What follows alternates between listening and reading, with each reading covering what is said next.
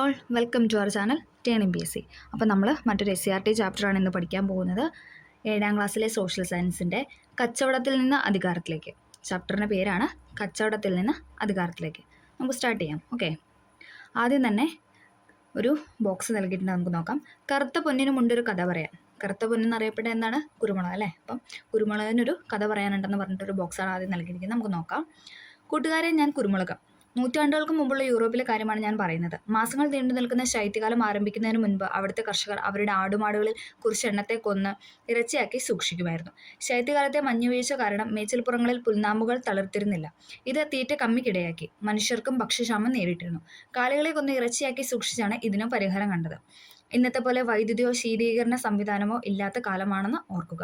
ഇറച്ചി ദീർഘകാലത്തേക്ക് കേടുകൂടാതെ സൂക്ഷിക്കാനും രുചി നൽകാനും അവർ എണ്ണയാണ് ഉപയോഗിച്ചിരുന്നത്. ചുരുക്കത്തിൽ ഞാൻ അവർക്ക് അത്യാവശ്യ ഘടകമായിരുന്നു.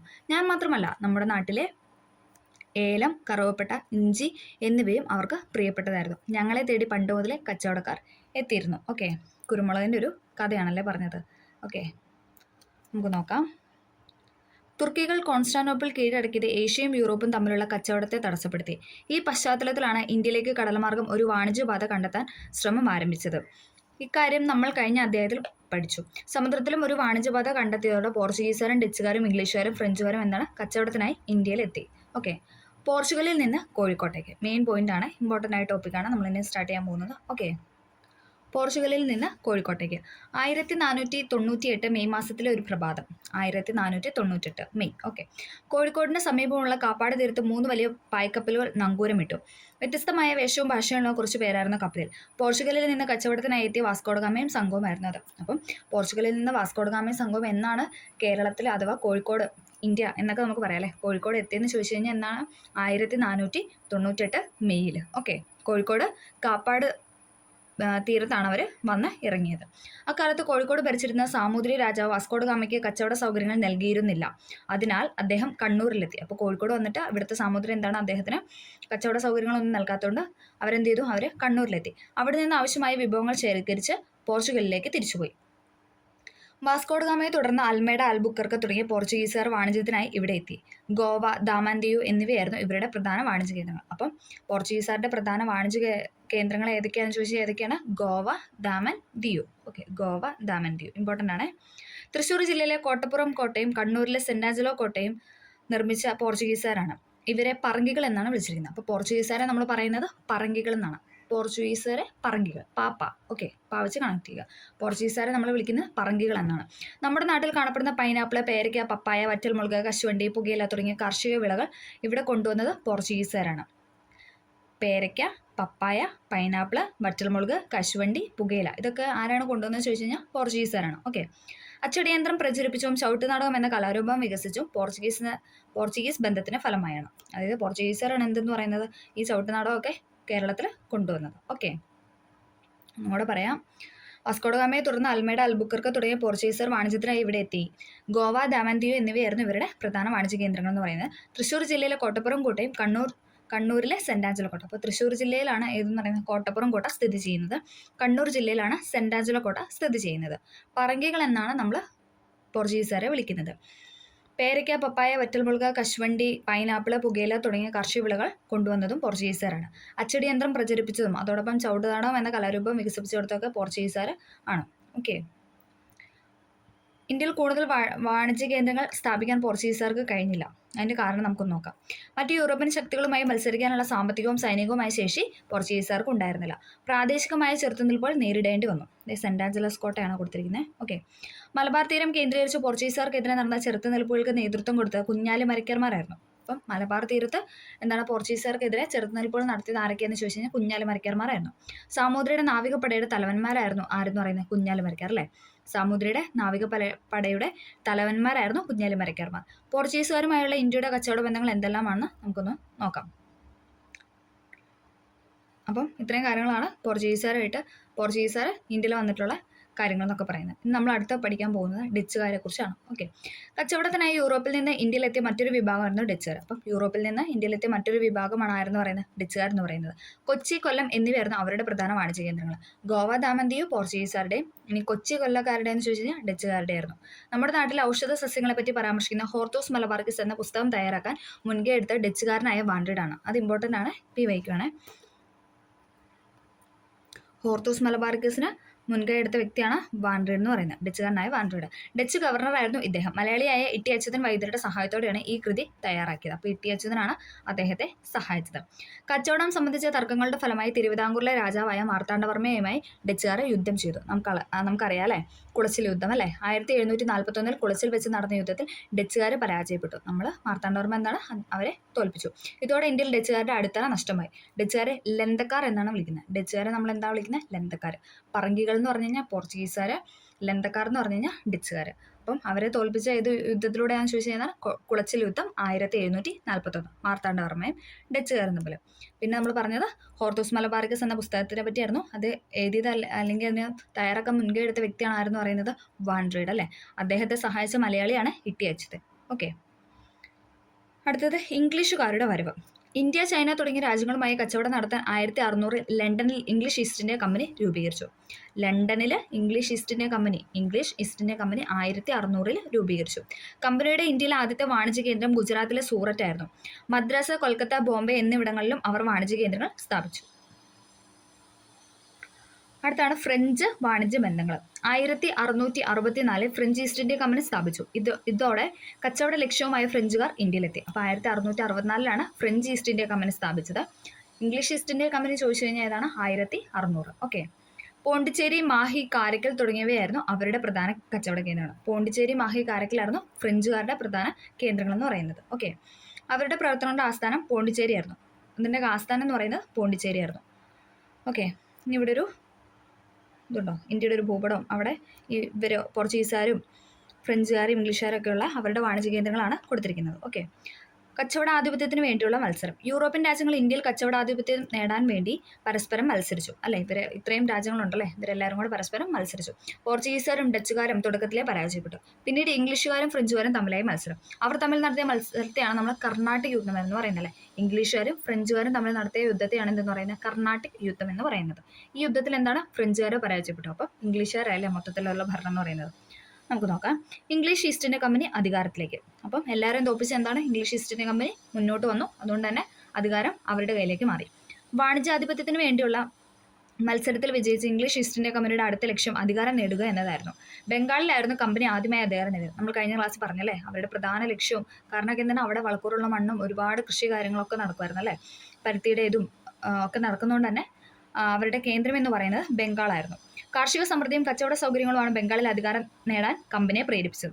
1757 ബംഗാളിലെ നവാബായിരുന്ന സിറാജുദ്ദൗളയെ പ്ലാസി യുദ്ധത്തിൽ ബ്രിട്ടീഷുകാർ പരാജയപ്പെടുത്തി. അപ്പോൾ 1757 ആയപ്പോൾ അവിടുത്തെ ബംഗാളിലെ നവാബായിരുന്നു ആരെന്ന് പറയുന്നത്? സിറാജുദ്ദൗള എന്ന് പറയുന്നത്. അദ്ദേഹത്തെ എന്താണ്? പ്ലാസി യുദ്ധത്തിൽ വഴി ബ്രിട്ടീഷുകാർ പരാജയപ്പെടുത്തി. 1764 ബക്സാർ യുദ്ധവും വിജയത്തോടെ ബംഗാൾ കമ്പനിയുടെ കീഴിലായി. അപ്പം 1764 ബക്സാർ യുദ്ധം നടന്നു. 1757 എന്താണ്? പ്ലാസി യുദ്ധം നടന്നു. അപ്പോൾ ഇത് രണ്ടും ഇംഗ്ലീഷുകാർ വിജയിച്ചോടുകൂടി ബംഗാളിൽ എന്ന് പറയുന്നത് എന്താണ്? കമ്പനിയുടെ ഭരണത്തിന് കീഴിലായി. ഓക്കെ, ഇവിടെ ഒരു ബോക്സ് കൊടുത്തിട്ടുണ്ട്, നമുക്ക് നോക്കാം. ഇംഗ്ലീഷുകാരും ഫ്രഞ്ചുകാരും തമ്മിൽ നടന്ന യുദ്ധങ്ങളുടെ പ്രധാന വേദി ഇന്നത്തെ തമിഴ്നാടിൻ്റെ ഭൂരിപക്ഷ മേഖലകൾ ഉൾപ്പെട്ട കർണാട്ടിക് പ്രദേശങ്ങളായിരുന്നു. അതുകൊണ്ടാണ് അവർ തമ്മിൽ നടന്ന യുദ്ധങ്ങളെ കർണാട്ടിക് യുദ്ധം എന്ന് പറയുന്നത് അല്ലേ. അപ്പം തമിഴ്നാടിൻ്റെ ഭൂരിപക്ഷ മേഖലയും പിന്നെന്താണ്? ഭൂരിപക്ഷ മേഖലകൾ ഉൾപ്പെട്ട കർണാട്ടിക് പ്രദേശത്തിലായിരുന്നു ഇംഗ്ലീഷുകാരും ഫ്രഞ്ചുകാരും തമ്മിൽ നടന്ന യുദ്ധം എന്ന് പറയുന്നത്. അതുകൊണ്ടാണ് അതിനെ നമ്മൾ എന്തെന്ന് പറയുന്നത്? കർണാട്ടിക് യുദ്ധം എന്ന് പറയുന്നത്. അടുത്താണ് പ്ലാസിയും ബക്സാറും. സിറാജുദ്ദൗളയുടെ സൈന്യാധിപനായിരുന്നു മിർജാഫറുമായി ബ്രിട്ടീഷ് സൈന്യാധിപനായിരുന്ന റോബർട്ട് ക്ലൈവ് ഉണ്ടാക്കിയ രഹസ്യ ധാരണയിലൂടെയാണ് പ്ലാസി യുദ്ധത്തിൽ ബ്രിട്ടീഷുകാർ വിജയിച്ചത് അല്ലേ. അപ്പോൾ എന്താണ്? അവിടെ ഒരു ഇത് നടന്നല്ലേ, ഒരു ചെറിയൊരു കള്ളത്തരൊക്കെ നടന്ന എന്താണ്? മിർജാഫറുമായിട്ട് ബ്രിട്ടീഷ് സൈന്യാധിപൻ എന്താണ്? നല്ല കൂട്ടായി. അപ്പോൾ എങ്ങനെയാണ് ഓരോ കാര്യങ്ങളും അവരുടെ നീക്കമൊക്കെ എന്താണ് ബ്രിട്ടീഷുകാർക്ക് പെട്ടെന്ന് അറിയാൻ പറ്റി. അതോടുകൂടി എന്താണ്? പ്ലാസി യുദ്ധത്തിൽ ബ്രിട്ടീഷുകാരെ വിജയിച്ചു അല്ലേ. എന്നാൽ ബക്സാറിലേത് സൈനിക ശക്തിയുടെ വിജയമായിരുന്നു. ഷാ ആലം രണ്ടാമൻ അഥവാ മുഗൾ ചക്രവർത്തി, ഷുജാഉദ്ദൗള അഥവാ ഔദിലെ നവാബ്, പിന്നെ മിർ കാസിം എന്നിവരുടെ സംയുക്ത സൈന്യത്തെയാണ് ബ്രിട്ടീഷുകാർ പരാജയപ്പെടുത്തിയത്. ഓക്കെ, അടുത്ത പോയിന്റാണ് ആധിപത്യം വ്യാപിക്കുന്നു. മൈസൂർ ആയിരുന്നു ബ്രിട്ടീഷ് അധീനതയിലുള്ള മറ്റൊരു പ്രദേശം. ആദ്യം അവർ ബംഗാളിൽ പോയി, പിന്നെന്താണ് അവരുടെ അടുത്ത ലക്ഷ്യം എന്ന് പറയുന്നത് മൈസൂരായിരുന്നു. ദക്ഷിണേന്ത്യയിലെ പ്രധാന നാട്ടുരാജ്യമായിരുന്നു മൈസൂർ. ഹൈദരലിയുടെയും ടിപ്പു സുൽത്താൻ്റെയും നേതൃത്വത്തിൽ മൈസൂർ പ്രബല ശക്തിയായി. മൈസൂരിൻ്റെ ആധിപത്യം മലബാറിലേക്ക് വ്യാപിച്ചിരുന്നു. അല്ലേ, മൈസൂരിൻ്റെ നമുക്കറിയാലോ ആ ഒരു മലബാർ മേഖലയും എന്താണ് മൈസൂരിൻ്റെ ആധിപത്യത്തിലായിരുന്നു. ഇത് ബ്രിട്ടീഷുകാരുടെ മലബാറിലെ കച്ചവടത്തിന് തടസ്സമായി. ഫ്രഞ്ചുകാരുമായി ടിപ്പു സുൽത്താൻ ഉണ്ടായ സൗഹൃദവും മൈസൂർ കീഴടക്കാൻ ബ്രിട്ടീഷുകാരെ പ്രേരിപ്പിച്ചു. അപ്പോൾ ഫ്രഞ്ചുകാരായിട്ട് ടിപ്പു സുൽത്താൻ എന്താണ് നല്ലൊരു സൗഹൃദം ഉണ്ടായിരുന്നു അല്ലേ. അതുകൊണ്ട് തന്നെ എന്താണ് മൈസൂർ കീഴടക്കാനായിട്ട് ബ്രിട്ടീഷുകാർ കൂടുതൽ പ്രേരിപ്പിച്ചു. കാരണം ഫ്രഞ്ചുകാരായിട്ട് അവർ ഓൾറെഡി യുദ്ധം ചെയ്ത് നിൽക്കുമല്ലേ. അതുകൊണ്ട് ബ്രിട്ടീഷുകാർക്കെതിരെ ധീരമായി പോരാടിയ ടിപ്പു സുൽത്താൻ 4ാമത്തെ മൈസൂർ യുദ്ധത്തിൽ മരണം വരിച്ചു. അപ്പം ധീരമായിട്ട് ടിപ്പു സുൽത്താൻ പോരാടിയെങ്കിലും എന്താണ് 4ാം മൈസൂർ യുദ്ധത്തിൽ അദ്ദേഹം മരണമടഞ്ഞു. മൈസൂർ യുദ്ധങ്ങളിലൂടെ മലബാർ, കൂർഗ എന്നീ പ്രദേശങ്ങൾ ബ്രിട്ടീഷ് ആധിപത്യത്തിലായി. അങ്ങനെ അതും എന്താണ് അവർ കൈക്കലാക്കി അല്ലേ. ശ്രീരംഗപട്ടണം ഉടമ്പടി. മൈസൂരിൽ ആധിപത്യം സ്ഥാപിക്കാൻ ബ്രിട്ടീഷുകാർക്ക് 4 യുദ്ധങ്ങൾ നടത്തേണ്ടി വന്നു. 3ാം മൈസൂർ യുദ്ധത്തിന് ശേഷം ടിപ്പു സുൽത്താനുമായി ശ്രീരംഗപട്ടണത്ത് വെച്ച് ഒപ്പുവെച്ച ഉടമ്പടി അനുസരിച്ചാണ് മലബാർ ബ്രിട്ടീഷുകാർക്ക് ലഭിച്ചത്. അപ്പം ശ്രീരംഗപട്ടണം ഉടമ്പടി വഴിയാണ് എന്താ മലബാർ ബ്രിട്ടീഷുകാർക്ക് ലഭിച്ചത്. ഓക്കെ. മറാത്ത പ്രദേശമായിരുന്നു ബ്രിട്ടീഷുകാരുടെ അടുത്ത ലക്ഷ്യം. അവരുടെ അടുത്ത ലക്ഷ്യം എന്ന് പറയുന്നത് മറാത്തയായിരുന്നു. മറാത്തകൾ ബ്രിട്ടീഷുകാരുടെ പരുത്തി കച്ചവടത്തിന് തടസ്സങ്ങൾ സൃഷ്ടിച്ചു. ഇത് മറാത്ത പ്രദേശം കീഴടക്കാൻ ബ്രിട്ടീഷുകാരെ പ്രേരിപ്പിച്ചു. അപ്പോൾ ഓരോ കാരണങ്ങൾ കൊണ്ട് അവരിങ്ങനെ എന്താണ് ഓരോ സ്ഥലങ്ങളും കീഴടക്കി കൊണ്ടുപോവുകയാണ്. താമസിയാതെ സിദ്ധ്, പഞ്ചാബ്, ഔധ എന്നീ നാട്ടുരാജ്യങ്ങളും അവർ കീഴടക്കി. സൈനിക ശക്തി ഉപയോഗിച്ച് പ്രബലരായ നാട്ടുരാജ്യങ്ങളെ ബ്രിട്ടീഷുകാർ കീഴടക്കിയത് എങ്ങനെയാണെന്ന് നാം കണ്ടു അല്ലേ. നമ്മളിപ്പോൾ കണ്ടല്ലേ, ഓരോരുത്തരെയും ഓരോ സൈനിക നീക്കം വഴി ഓരോ സ്ഥലങ്ങളും കീഴടക്കി കയ്യിലാക്കി. കീഴടക്കിയ പ്രദേശങ്ങൾ ബ്രിട്ടീഷ് ഭരണത്തിന് കീഴിലായി. മറ്റു ചില നാട്ടുരാജ്യങ്ങൾ ഉടമ്പടികൾ വഴിയും നിയമനിർമ്മാണ വഴിയും ആണ് അവർ വരുതിയിലാക്കിയത്. വെല്ലസ്ലി പ്രഭു നടപ്പിലാക്കിയ സൈനിക സഹായ വ്യവസ്ഥ. അപ്പം ഒരു പോയിന്റ് ഉണ്ട്, വെല്ലസ്ലി ആണ് എന്തെന്ന് പറയുന്നത് സൈനിക സഹായ വ്യവസ്ഥ നടപ്പിലാക്കിയത്. വെല്ലസ്ലി ആണ് സൈനിക സഹായ വ്യവസ്ഥ നടപ്പിലാക്കിയത്. ഡൽഹൌസി പ്രഭുവാണ് ദത്തവകാശ നിരോധന നിയമം. ഇതിങ്ങനെ ചേരുമ്പടി ചോദിച്ചിട്ടുണ്ട്. ഡൽഹൌസി പ്രഭുവാണ് ദത്തവകാശ നിരോധന നിയമം എന്നിവ നാട്ടുരാജ്യങ്ങളെ വരുതിയിലാക്കുന്നതിൽ പ്രധാന പങ്കുവച്ചു. വെല്ലസ്ലി പ്രഭു നടപ്പിലാക്കിയ സൈനിക സഹായ വ്യവസ്ഥയും ഡൽഹൌസി പ്രഭു കൊണ്ടുവന്ന ദത്തവകാശ നിരോധന നിയമം എന്താണ് നാട്ടുരാജ്യങ്ങളെ വരുതിയിലാക്കാനായിട്ട് പ്രധാന പങ്കുവച്ച കാര്യങ്ങളാണ്. ഓക്കെ. സൈനിക സഹായ വ്യവസ്ഥയിൽ ചേരുന്ന രാജ്യത്തിന് കമ്പനി സുരക്ഷ ഉറപ്പ് നൽകിയിരുന്നു. എന്നാൽ ഈ രാജ്യങ്ങളുടെ ഭരണം യഥാർത്ഥത്തിൽ നടത്തിയത് കമ്പനിയുടെ പ്രതിനിധികൾ തന്നെയായിരുന്നു അല്ലേ. പുരുഷ അനന്തരാവകാശികളില്ലാത്ത നാട്ടുരാജാക്കന്മാർ കുട്ടികളെ ദത്തെടുക്കുന്ന സമ്പ്രദായം അന്ന് അക്കാലത്ത് നിലവിലുണ്ടായിരുന്നു. അവർക്ക് രാജാധികാരം ലഭിച്ചിരുന്നു. ഡൽഹൌസി പ്രഭു നടപ്പിലാക്കിയ ദത്തവകാശ നിരോധന നിയമം രാജാക്കന്മാരുടെ ഈ അവകാശത്തെ ഇല്ലാതാക്കി. പുരുഷ അനന്തരാവകാശി ഇല്ലാത്ത ഒരു രാജാവ് മരിച്ചാൽ ആ രാജ്യം ബ്രിട്ടീഷ് ഇന്ത്യയോട് കൂട്ടിച്ചേർക്കാനും ഈ നിയമത്തിൽ വ്യവസ്ഥയുണ്ടായിരുന്നു. അപ്പോൾ ദത്തവകാശ നിരോധന നിയമം എന്ന് പറഞ്ഞാൽ എന്താണ്, പുരുഷ അനന്തരാവകാശികളില്ലാത്ത നാട്ടുരാജാക്കന്മാർ എന്താണ് കുട്ടികളെ ദത്തെടുക്കുന്ന ഒരു സമ്പ്രദായം അന്നുണ്ടായിരുന്നു. അവർക്ക് രാജാധികാരം ലഭിച്ചിരുന്നു. അതെന്താണ് ഈ ദത്തവകാശ നിരോധന നിയമത്തിലൂടെ ഇല്ലാതായി. പുരുഷ അനന്തരാവകാശി ഇല്ലാത്ത ഒരു രാജാവ് എന്താണ് അദ്ദേഹം മരിച്ചാൽ ആ രാജ്യം ബ്രിട്ടീഷ് ഇന്ത്യയോട് കൂട്ടിച്ചേർക്കപ്പെടും. അതായിരുന്നു ആ ദത്തവകാശ നിരോധന നിയമത്തിന്റെ വ്യവസ്ഥ എന്ന് പറയുന്നത്. നാട്ടുരാജ്യങ്ങളെ കീഴടക്കാൻ വ്യത്യസ്ത തന്ത്രങ്ങളാണ് ബ്രിട്ടീഷുകാർ സ്വീകരിച്ചത്. ഈ പ്രസ്താവന ചർച്ച ചെയ്ത് കുറിപ്പാക്കുക. ഓക്കെ. അടുത്തത് 1857 ആയപ്പോഴേക്കും ഇന്ത്യയുടെ ഭൂരിഭാഗം പ്രദേശങ്ങളും ബ്രിട്ടീഷ് അധീനതയിൽ നിന്ന് പ്രദേശങ്ങൾ ഏകീകൃത ഭരണം നടപ്പിലാക്കി. അപ്പം 857 ആയപ്പോഴേക്കും എന്താണ് ഇന്ത്യയുടെ ഭൂരിഭാഗം പ്രദേശങ്ങൾ എന്താണ് ബ്രിട്ടീഷ് അധീനതയിലായി. ബ്രിട്ടീഷ് അധീനതയിൽ വന്ന പ്രദേശങ്ങൾ എന്താണ് ഏകീകൃത ഭരണം നടപ്പിലാക്കി. ഓക്കെ. അപ്പം ഇംഗ്ലീഷ് ഈസ്റ്റ് ഇന്ത്യ കമ്പനിയുടെ അധികാരത്തിലേക്ക് വന്ന വഴികളാണ് കൊടുത്തിരിക്കുന്നത്. യുദ്ധങ്ങൾ വഴിയുണ്ടായിരുന്നു, നിയമനിർമ്മാണങ്ങൾ വഴിയുണ്ടായിരുന്നു. നമുക്ക് ഫസ്റ്റ് യുദ്ധങ്ങൾ വഴിയൊന്ന് നോക്കാം. പ്ലാസി യുദ്ധം, ബെക്സാർ യുദ്ധം, പിന്നെ മൈസൂർ യുദ്ധങ്ങൾ, മറാത്ത യുദ്ധങ്ങൾ. അപ്പോൾ ഇതൊക്കെ വഴി അവർ അധികാരത്തിലോട്ട് വന്നു. പ്ലാസി യുദ്ധം, ബെക്സാർ യുദ്ധമൊക്കെ എവിടെയായിരുന്നു? ബംഗാളിൽ. മൈസൂർ യുദ്ധങ്ങൾ നടന്നത് മലബാർ, കൂർഗ് കേന്ദ്രീകരിച്ചായിരുന്നു. മറാത്ത യുദ്ധം നടന്നത് മറാത്തയിലും. ഇനി അടുത്തതാണ് നിയമനിർമ്മാണങ്ങൾ വഴി അവർ അധികാരത്തിലേക്ക് വന്നത്. സൈനിക സഹായ വ്യവസ്ഥ, ദത്തവകാശ നിരോധന നിയമം. ഹൈദരാബാദ്, തഞ്ചാവൂർ, ഇൻഡോർ ഇതായിരുന്നു സൈനിക സഹായ വ്യവസ്ഥ. ഇത് ചോദിച്ചിട്ടുണ്ട്. ഈ സ്ഥലത്തിൻ്റെ പേര് എന്നിട്ട് ഇത് ഏതാണെന്ന് ചോദിച്ചിട്ടുണ്ട്. സൈനിക സഹായ വ്യവസ്ഥ വഴി വന്നതാണ് ഹൈദരാബാദ്, തഞ്ചാവൂർ, ഇൻഡോർ തുടങ്ങിയവ. ഇനി ദത്താവകാശ നിരോധനം വഴി വന്നതാണ് ഝാൻസി, സത്താറ, നാഗ്പൂർ. ഇതൊക്കെ ഈ ഇത്രയും സ്ഥലങ്ങൾ, അതായത് ബംഗാൾ, മലബാർ, കൂർഗ്, മറാത്ത, ഹൈദരാബാദ്, തഞ്ചാവൂർ, ഇൻഡോർ, ഝാൻസി, സത്താറ, നാഗ്പൂർ ഉണ്ടോ. ഇത്രയും വലിയ പ്രദേശങ്ങളൊക്കെ എന്താണ് ബ്രിട്ടീഷ് അധീനതയിലായി. അതോടുകൂടി എന്താണ് ഏകീകൃത ഭരണം അവിടെ അവർ നടപ്പിലാക്കി. ഓക്കെ. അപ്പം നമ്മൾ ഇതോടുകൂടി ഈ ചാപ്റ്റർ കംപ്ലീറ്റ് ആയിട്ടുണ്ട്. അപ്പം എല്ലാവർക്കും ക്ലിയർ ആയി എന്ന് പ്രതീക്ഷിക്കുന്നു. അപ്പം ഇഷ്ടമായെങ്കിൽ ലൈക്ക് ചെയ്ത് സപ്പോർട്ട് ചെയ്യുക. Okay, thank you.